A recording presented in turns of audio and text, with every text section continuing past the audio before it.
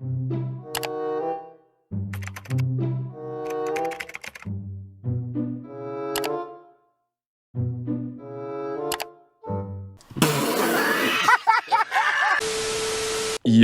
what is going on, everyone? It is Trident back again with our COD mobile video. Finally, I'm back. And in today's video, we're going over 5 new settings inside of Season 10 of Call of Duty Mobile. Man, am I so excited for Season 10. A lot of good new changes that we've been wanting for a while. Of course, the settings in this video, but I will be making a best guns video probably in a few hours after I post this one. So subscribe if you're new so you don't miss that. But without further ado, let's get right into it. The first setting I'm going to be going over is actually 2 settings for less lag on low-end devices. So the first setting we'll be talking about is the shader preload setting. To access this, go to Settings, Audio and Graphics, scroll down all the way to the bottom, and press Start Shader Preload. Now, in the patch notes, it says this setting can effectively reduce lag in-game. And since I don't have a low-end device myself, I decided to make a quick community poll asking around how some of you guys have been experiencing this setting, and I generally receive positive feedback.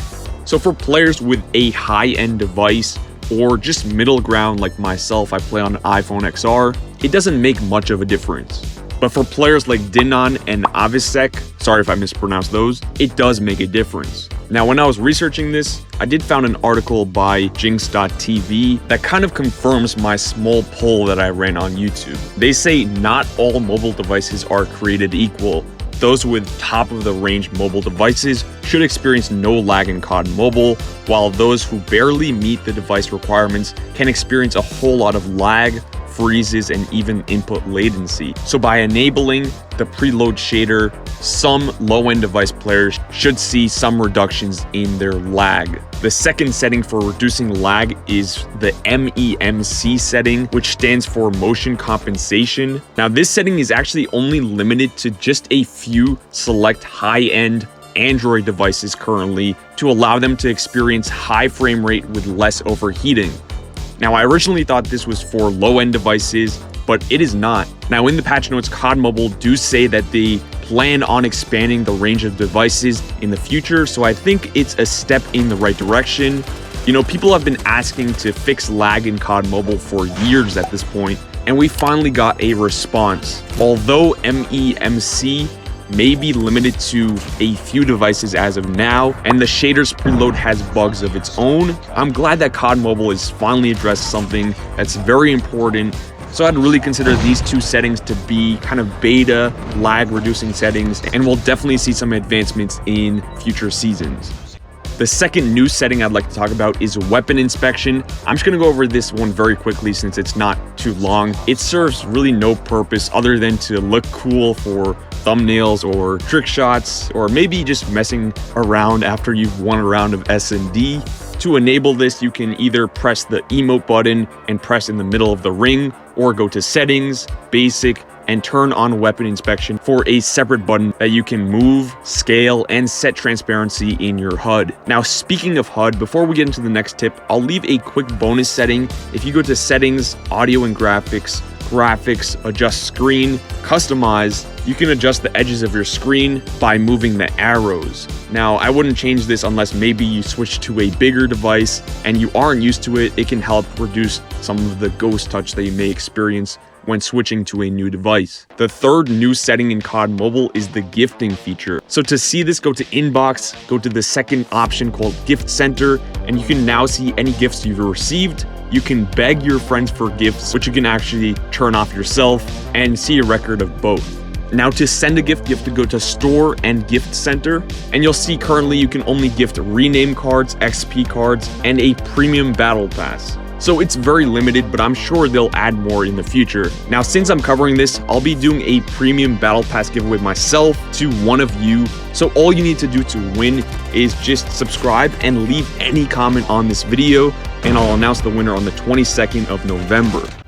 Moving on over to new setting number 4, we have 2 new settings for FOV, or field of view. The first one's going to be a new FOV setting called FOV FPP. So to access this, go to Settings, Basic, scroll down to FOV FPP, it's going to be on top of the already existing camera FOV setting. Now I'll explain both of these settings. First, we'll start off with the new setting. Now the new FPP setting adjusts the distance of your weapon from your body. So with the max at 100, you can basically see the full stock of the DLQ, but at 0, you can barely see anything except the scope.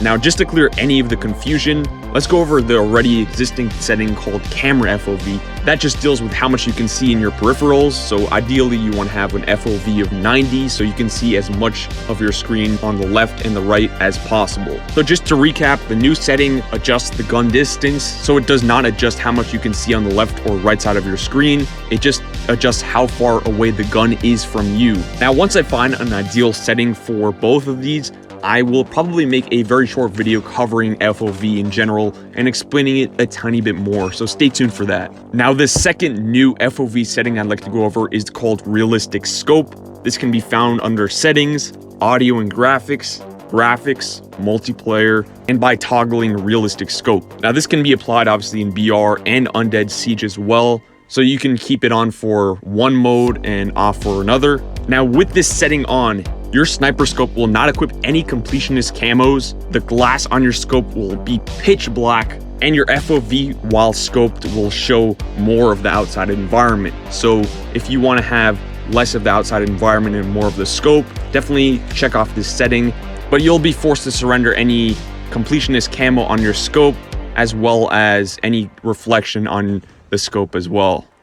Now we finally get to the last new setting in this video. Setting number 5 is the option to delete unwanted downloads. Now, with the COD Mobile app size rising every new season, COD Mobile added the option to delete things you don't want to use in game. So say it automatically downloaded Undead Siege, but you never play it, you can quote unquote delete it.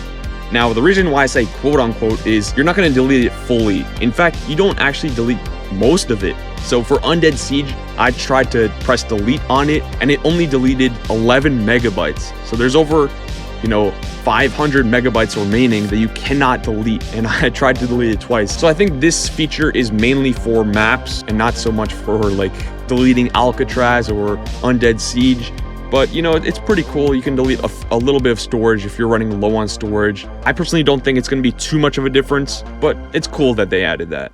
Alright, you made it to the end of the video. Hope you did enjoy. If you did, be sure to leave a like and subscribe for new, because I definitely will be posting a ton with this Season 10 update. I am so excited for this. Finally, COD Mobile meta looks very promising. Let me know what you think of Season 10 as well, and I'll see you in the next one. Peace!